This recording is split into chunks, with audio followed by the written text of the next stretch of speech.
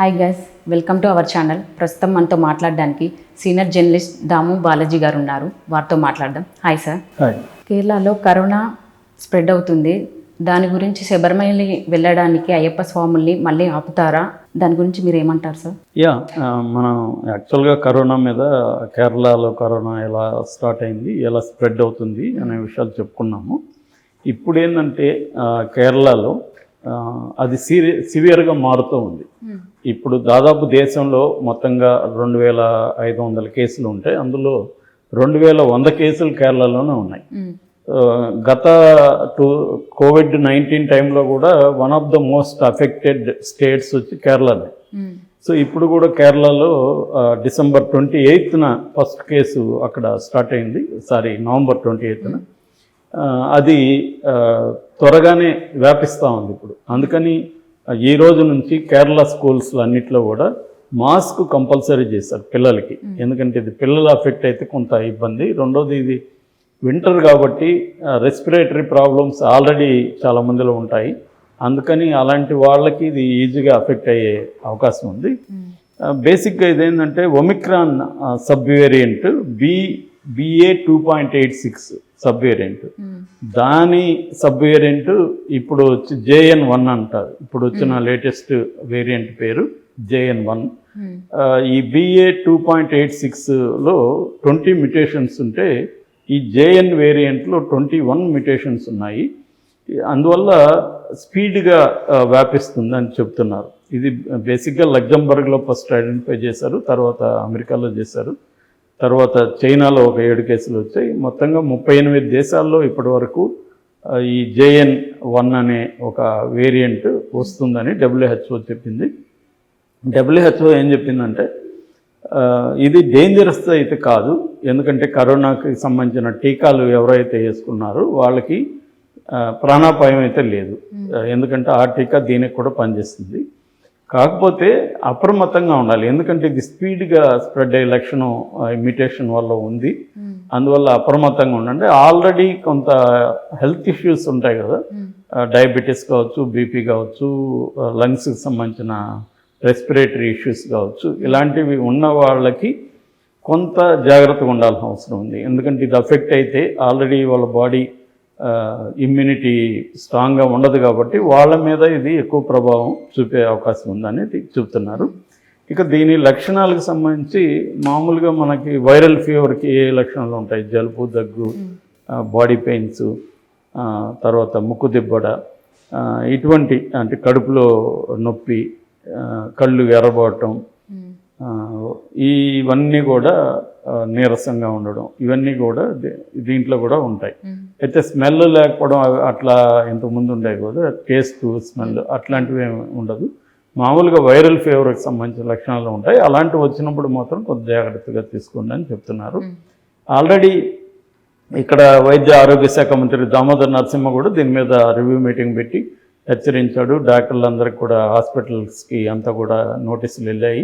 అందరూ కూడా దీనికి సంబంధించిన కిట్స్ రెడీ చేసుకోవడం, టెస్టింగ్ కిట్లు, RT-PCR టెస్టులను ఎక్కువ చేయమన్నారు. టెస్టులు ఎక్కువ చేయడం, ఆ కేసులను ఐడెంటిఫై చేయడం, అవన్నీ చేయమని చెప్పారు. ఇక్కడ కూడా ఈ రోజుకి 15 కేసులు ఇక్కడ బయటపడ్డాయి.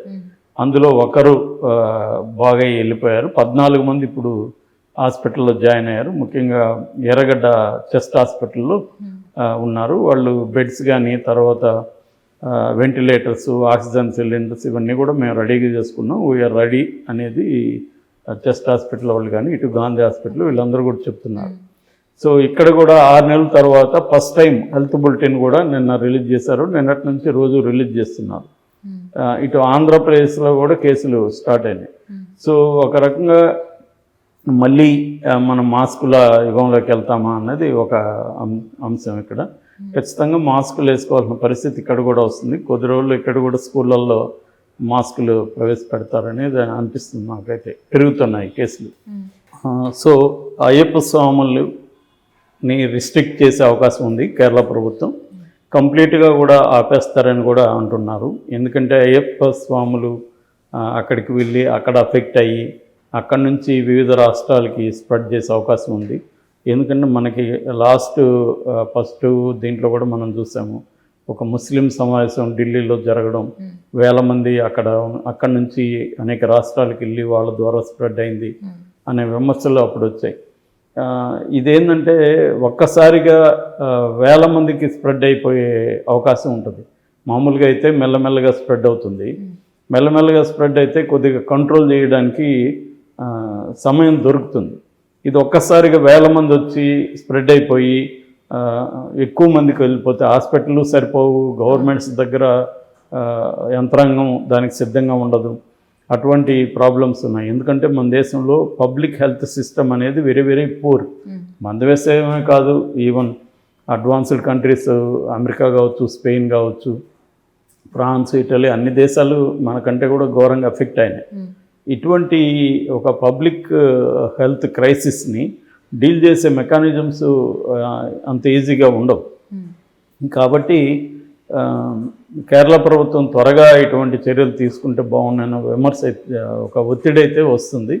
ఎందుకంటే ఆల్రెడీ ఇప్పటికీ కేరళలో చనిపోయిన వాళ్ళు కూడా 40 మంది పైన చనిపోయారు, ప్లస్ 2000 మందికి పైన అఫెక్ట్ అయింది.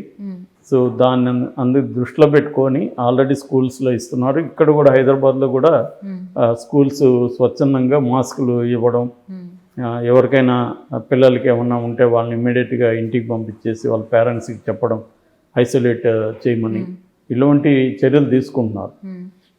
అంటే దీంట్లో ఏంటంటే మనం ప్యానిక్ అవ్వాల్సిన అవసరం లేదు, ఎందుకంటే ఇది ప్రాణాంతకమైనది కాదని చెప్తున్నారు. కానీ జనంలో భయం ఏముందంటే, గతంలో కూడా ఇలాగే చెప్పారు, అప్పట్లో ఏమి రాదు చైనాలో అనేసి జోకులను తీసుకున్నాము, అది మన దాకా రాదనుకున్నాము అన్న ఒక ప్యానిక్ వాతావరణం అయితే ఉంది.